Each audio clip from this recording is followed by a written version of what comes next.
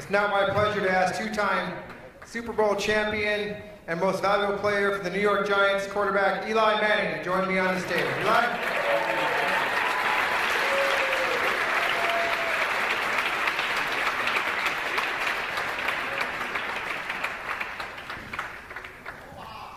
Omaha. What does Omaha mean? There you go. We started. Was that not one of the questions? That wasn't one of random. This out there. I think I can actually tell you what Omaha means now, because we don't use it anymore. We have a new offensive system. It is not in our playbook anymore, so I can reveal the secret. Omaha, in 2004, my rookie year, and reading through the playbook, Omaha was in the playbook, and it basically meant when the cadence was running down, the clock's running down, you maybe changed the play, you maybe was recalling a protection or something, and you just wanted everybody to basically shut up, put their hand on the ground, and the ball's about to be snapped. You said Omaha twice and said set hut. And my rookie year, I used it a whole lot because there was a lot of confusion and there was a lot going on, and I couldn't remember what the snap count was, and I knew if I said Omaha twice and said set hut, I could get the ball snapped. And so I kind of started from there. Several teams have used it. My brother stole it from me and made it famous. But that was my next question. Really, did your brother steal that for you? And of course he did, right? Yeah, and I think we stole it from the Patriots back, but they steal everything anyway. So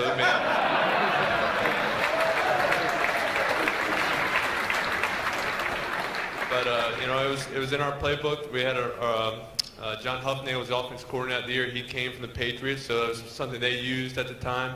A few other teams that used it. I've heard Tony Romo use it a few times. I've heard Peyton use it, but now I think everybody basically kind of knows what it means. It's not being used as much. I don't know why it became the word or why. It's just it's hard to find another word that works. It just kind of flows very, very smoothly and grabs everybody's attention. So we haven't quite found another one to replace it. Well, you mentioned about the new offense, and you noticed last year the Giants come out, they have a new offense. It takes a little while to get used to that, and of course when you're in a system as long as you were, and then you get somebody that comes in and does some things like that. Talk to everybody a little bit about how much preparation, and we talk about scouting. We're gonna segue into a lot of what we're here tonight and explain what scouting is and preparing. How much preparation does it actually take to learn a new offense? It takes a lot. Last year, this time of year, we just started our off-season workouts yesterday. So basically, 1 year ago, from right now, it was the first time I could get introduced to this new offense, a new playbook, and start learning it. And it's hard. It's the terminology. It's just different words. Not all offenses are the same. And we used to use numbers as formation. So an I-right formation, we call it 0 and 1. Now 0 and 1 are running plays. So it's just a totally different language. And some of the old words in our past system are in the system, in the new system, but they mean totally different things. So you just got to retrain your mind and all the checks and all the different things. You want to try to learn how to think like the offensive coordinator, where if he was out there in the field and he saw something, what would he do? What would be the perfect play? And it just takes a lot of time. And the first half of the season, we're good and bad. I thought the last half of the season we really started clicking. Part of that might have been because of Odell Beckham started playing, but I think it just started. I felt more comfortable. All the guys kind of got keyed into it, playing faster, having a better understanding, making adjustments quicker, and so hopefully we can build off that. I think I'm excited for this year. I think it's gonna be a really good year for the Giants. I believe so. I think a lot of people are excited because you mentioned his name and Odell Beckham, but also we kind of forget about Victor Cruz because he got hurt. So coming into this season, yesterday was the first day the Giants were back in the locker room. An off-season workout programs began. What was it like to see those guys back, and how is Victor doing? Victor's doing well, and he's jogging around. I think they're going to go slow with this process and make sure they don't rush him back. But he's jogging and moving around, so that's good to see. It's good to see. For a long time, after an injury, you see him in the different stages and on the crutches, and you never like to see that. But now, he's in good spirits and he's moving around and jogging. You see him working every day in the training room, getting stronger. So it'll be good to get him back in the mix. And I was with him a few weeks ago. We got all the a bunch of receivers down at Duke University, and we're throwing. Victor was there catching and hearing the plays, and so he's excited about getting back with his teammates, getting back in the flow of things. And they have Ruben Randall and Odell and Victor, Shane Vereen. We have a lot of weapons we feel on offense. So as a quarterback, you're excited about that. You're excited to have a lot of guys who can get open and make plays, and should make my job a little easier. I mean, if you're, I think that probably I could throw to that many those receivers. I don't know about that. Really. I don't know about that. Ruben Randall, Victor Cruz, Odell Beckham, you throw Larry Donnell in there. Come on, Eli. Just because when you're playing pregame, you got to throw pat go to the receivers. Doesn't mean you can. Yeah. I don't think you ever had a 290-pound guy trying to tackle you too many times. I was smarter than you. I earned a living with my foot. He earned it with his arm. A big deal. That's okay. Well, you know what? You talk about the stars on the Giants. The Odell Beckham and Jason Pierre-Paul. I'm sure that they get a lot of fan mail, and so it's funny because I'll tell you. I see when I was playing with Eli, our lockers were right next to each other, and I would always see this big box of mail in there. But how do you still get all? I mean, how does this? Think about Eli Manning. I get maybe one a week. That's easy, right? You get one box a week. How do you handle all this fan mail? Yeah. I mean, really. You try to get through as much as possible. You kind of. Is it like homework? The Giants. They have people kind of read through it. I kind of say, hey, if there's a special note or something, I'd like for you to. I can't sit there and open every single one, but if there's a special note or from a kid or something you think I'd appreciate, please give it to me. A lot of it's asking for autographs and set up and go sign the autographs. They kind of have it all laid out where I can go through it. But I did receive one the other day that was kind of stuck in my mind a little bit. And so one of the people gave it to me from the Giants. And I'm reading it, and it's from you can kind of tell. I've gotten pretty good at telling from handwriting how old the person is. So I can tell this is a kid, it's probably 10 years old, and it reads, "Dear Mr. Manning, I live in Denver, Colorado, but I'm actually a big fan of yours. Even though your brother's won 5 MVPs and this and that, I know you're the one that's won 2 Super Bowls, and he only has 1." And so it kind of goes on a little bit, and he says, so in conclusion, I just want to say I'm a big fan of yours, and I actually think you're a better quarterback than your big brother, Peyton. So I thought that was a cute letter, so I scanned it and sent it over to Peyton. I thought he'd really like to see it, and so I'm kind of looking. I said I'm gonna send this kid an autograph, and so I kind of look at the bottom. I'm gonna find out his name, and it says sincerely, Bobby. And right below that, I kind of missed the P.S. It says, "Do you think you can get me Peyton's autograph?" And it was just a dagger right at the back, And so that's kind of some of the cute stories that you get from fan mails. But you do get a lot of nice letters, a lot of sweet letters from kids and fans, and you try to respond and send them an autograph or send them a nice note back. If Coach Coughlin was here tonight, sitting on this stage, you talk about everything that scouting does for young men, and you use the words like be prepared, teamwork, perseverance, courage. I'm hearing all these. I'm thinking I'm back in the team meeting room again, and that's serious because these are all the things that Coach Coughlin talks about, and talk a little bit about how he gets the best out of his players using terms like this, and what makes him such a great coach and motivator. Well, I think his number one word is preparation. I mean that's what drives him. That's, as a head coach, I'd say that's what would keep him up at night. This being scared that maybe he's not prepared for a certain situation. It's not just for that game, but all right, he always talks about it. He comes in the quarterback's room and he puts us in a situation and says, hey, all right, now there's 25 seconds left and there's no timeout, so we can run a play. We don't quite get out of bounds. What are you doing? And he wants to think through everything. He wants to prepare his team for everything, for every possible circumstance. We watch, even on Saturdays, we watch a lot of clips of 2-minute drives of end-of-the-game situations from other games in the week. He has people kind of scout those out, find the situations. We watch them and kind of decide what's the best way to handle those circumstances. And so I think here tonight you hear be prepared. I mean that's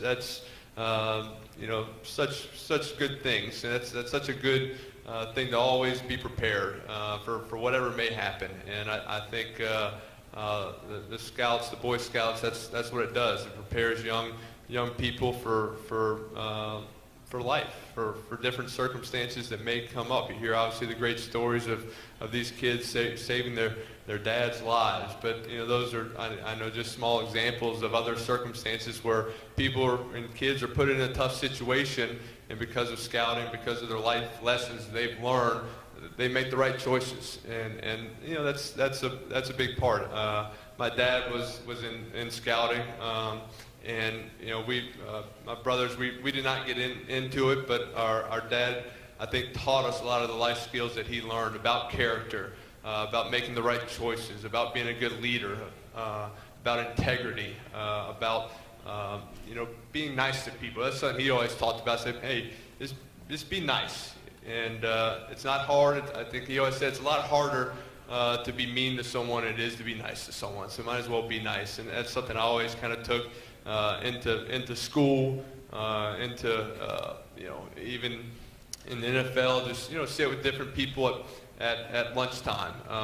When I did it in high school, college, even in these past 2 days, we just started our workouts. We have a lot of new faces, new people. It's easy to sit with your buddies that you've been on the team with for the past 6-7 years, but instead, hey, kind of seek out the new guys, maybe the guys that they don't know anybody. They're here, go sit with them and spark a conversation, learn about them, be nice to people, and I think that's what kind of builds that community, builds that team. Is when you have a close-knit team and everybody is comfortable where they're working. Well, you're certainly nice for being here tonight, Eli. We appreciate it. We had some people in the crowd that wanted to give us some questions. There were some good ones. I couldn't ask him all of them, but there was one. You answered correctly what the square root of 900 was. That was earlier. So yeah. Well, I don't know if it was, I said 30. I don't know if that's correct or not correct. That was my guess. It seemed right. You're pretty good with numbers, though. There's 11 people on the field. That's good on offense. That's a start. Not always, though. Sometimes they got more. Yeah, sometimes. Here's one from Andrew Carrotter. I think it's it. He's age 8. But this is an 8-year-old handwriting, right? Because you know what handwriting looks like. That's about 8. When you compete against your brother, how do you feel? Peyton, happy.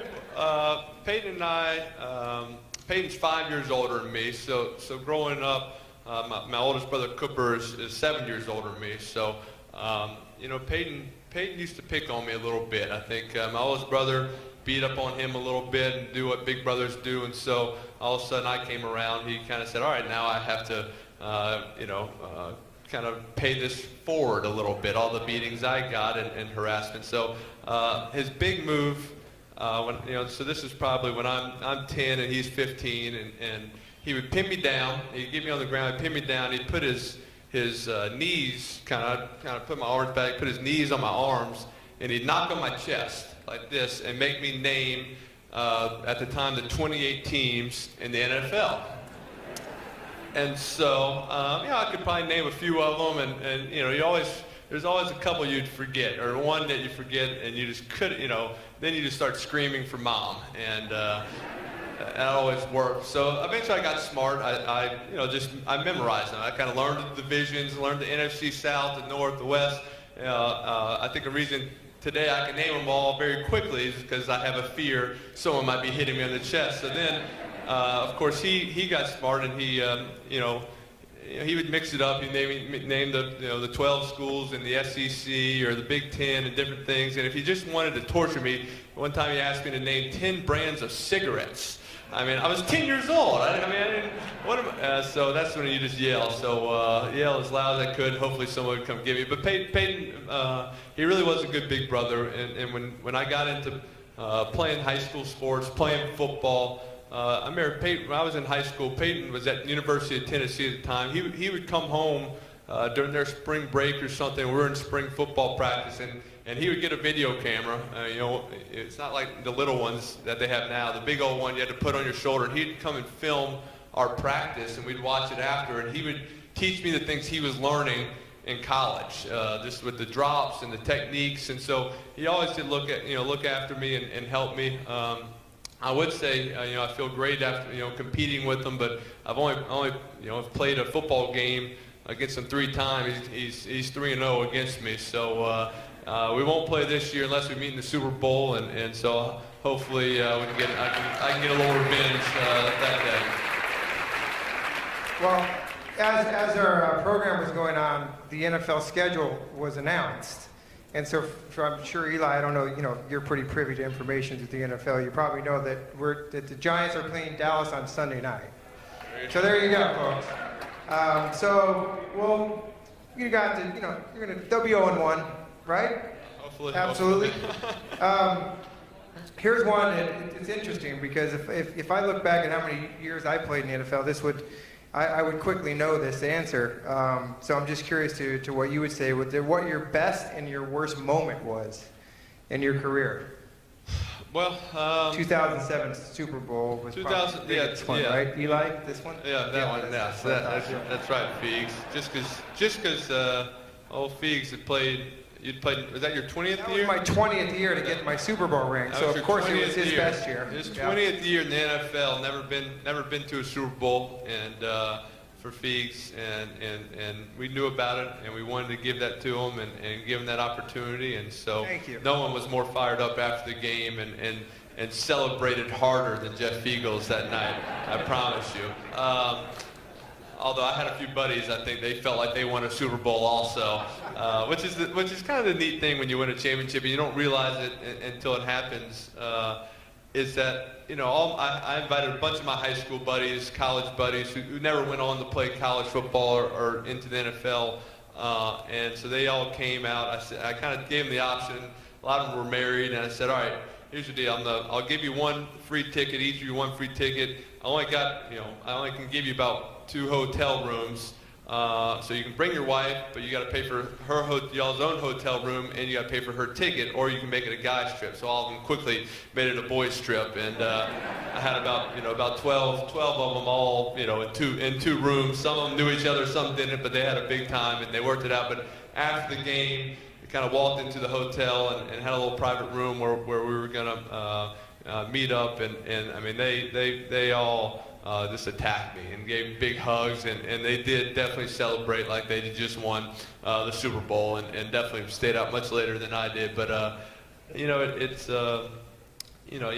say the best moments are winning championships, just because you realize how hard it is, how much work goes into it, how many bounces have to go your way, and just coming together as that team is exciting.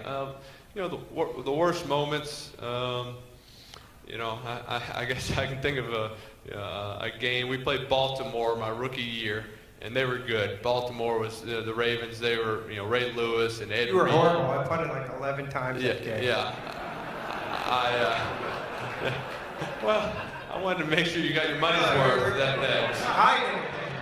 No, it was. You're right. It was I remember, I was sitting there, and we'd always, at the time, we'd point out who the Mike was, and it wasn't always the Mike linebacker, but it kind of set the protections and set the run game. So I'm sitting there going, and they're all standing up and they're walking around. They're already in my head. I'm saying, hey, 52 is the Mike, and Ray Lewis is going, no, I'm not the Mike. He's the Mike. I'm like, yeah, all right. I'm listening to them. I'm listening to the defense and trying to clear things, and they're walking around. They just had a 0 quarterback rating, which is hard to do. It really is extremely hard to do. But I accomplished that, so that was a low point. My rookie year, I've tried to erase it from the memory, but thank you for asking that question and bringing that back up. We'll try to wrap it up a little bit here, but this is the cue when, and probably not many people know this, but or you're going to tell us, did you ever play any other position than quarterback when you were growing up? Like, were you a center? Were you a short, chubby kid, or anything like that? Or? I tried, but it didn't quite work out. I was I couldn't run fast enough to get open. I couldn't block well enough, and I couldn't catch very well, and I couldn't tackle. So I really was very limited to one position to play quarterback. It's just kind of the way it worked out, and I could always throw it pretty well. And so you start off kind of playing, at recess at school, you'd play, football, pick up football, and I'd be the quarterback for one team, and we were winning, and you never ran the ball, it's all throwing, and so some of the other kids were kind of complaining that it was unfair because that team always won. So they said, I think that, they made me be permanent quarterback. So I was quarterback of both sides.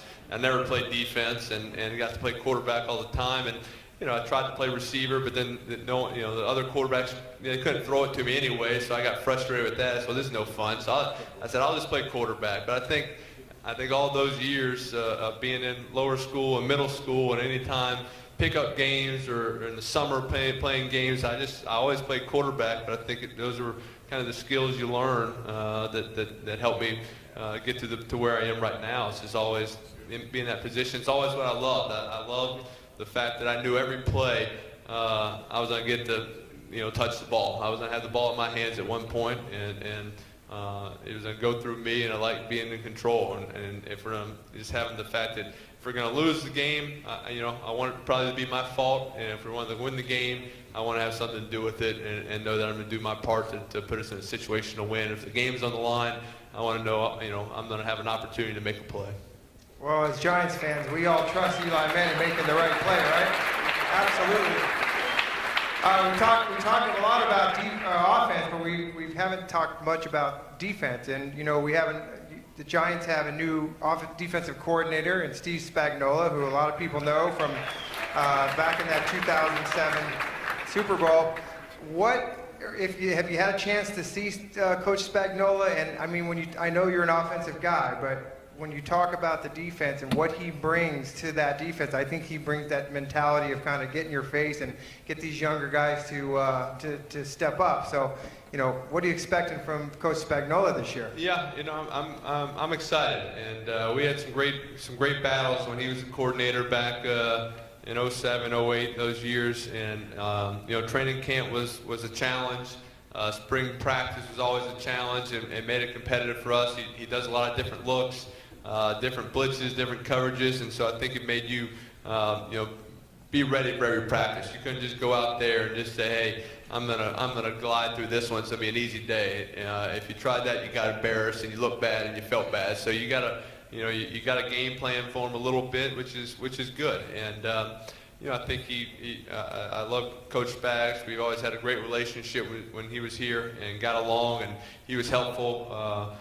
Just if I had questions about a defense or we were playing a certain team and just asking about a coverage and kind of the rules, he would always kind of talk about it and tell me, and I try to do the same for him, try to help out the team. So I think he'll be great for our defense, our team, and obviously our championship runs in 07. Big part of that was what our defense was able to do against Tom Brady and those Patriots, and slow them down and give us the opportunity to go win it in the end.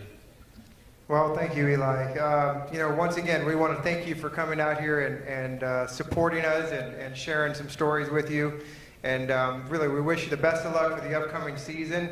And, go Giants. Let's just bring it home again, right? Thank you very much.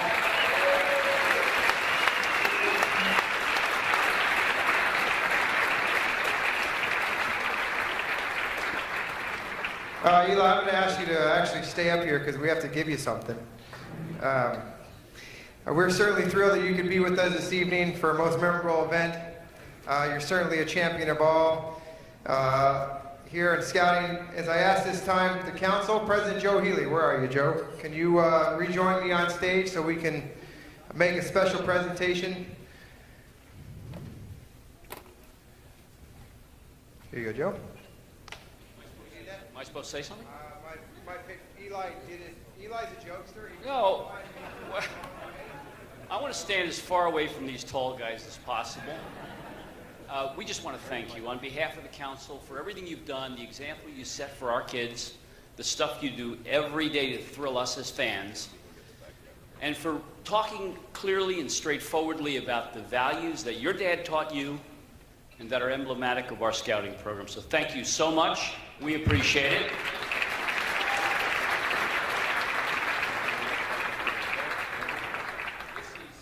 This is sort of our version of an MVP trophy. It's as close as we get, you know? It's a kind of a nerd's version of an MVP trophy because we think you're one of the most valuable guys to support our program, and we really appreciate what you've done. Thank you very much.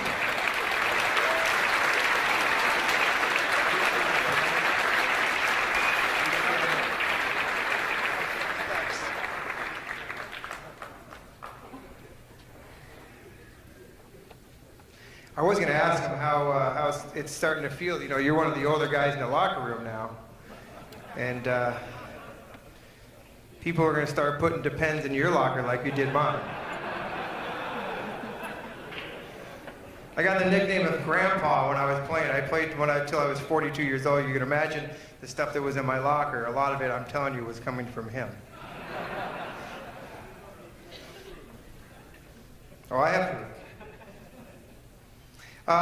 Again, thank you, Eli. It's really thank you so much for supporting us. We certainly appreciate your remarks, and you for being here tonight. Please let us know that we all certainly will be cheering for you and the New York Giants to achieve greatness on the field in the 2015 season. Chuck, do we have a tally yet on the gifts raised? Where's Chuck? Here he is.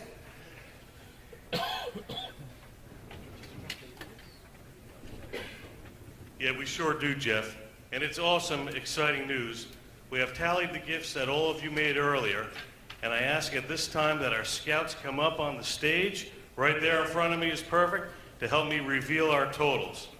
Our goal this evening was to highlight the Boy Scouts of America in Northern New Jersey, and to thank our friends and supporters as our 2015 Friends of Scouting campaign pushes towards its conclusion, to fund another full year of scouting excitement.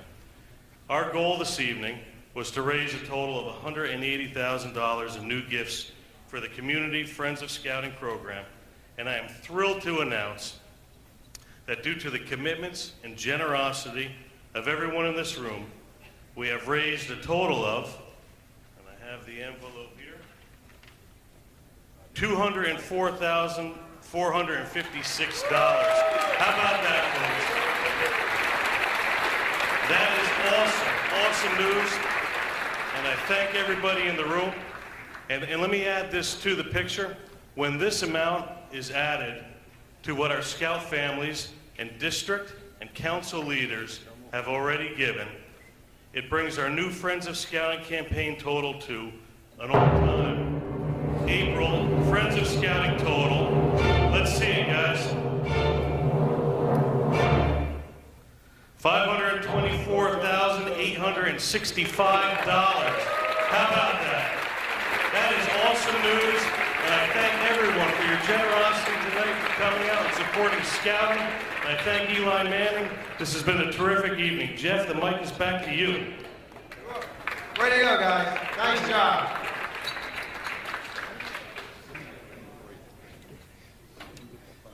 You Vanna Whites can leave the stage now.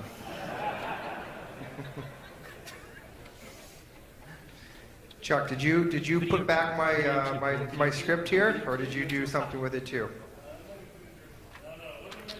All right, I'm just gonna have to go through here and look through. I know what everybody. Okay, here we go. Thank you, Chuck, and thank you all. This is surely a record-breaking evening for scouting in Northern New Jersey, and we should all feel proud to have been a part of it. We deeply appreciate everybody's support.